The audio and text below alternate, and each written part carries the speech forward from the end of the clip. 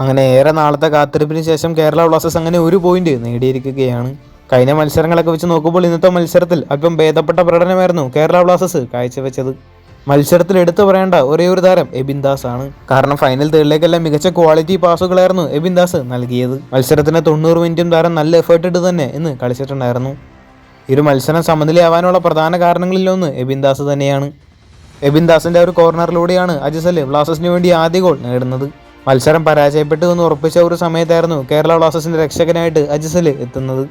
എന്തായാലും അങ്ങനെ ഈ ഒരു സീസണിലെ ആദ്യ പോയിന്റ് കേരള ബ്ലാസ്റ്റേഴ്സ് നേടിയിരിക്കുകയാണ്.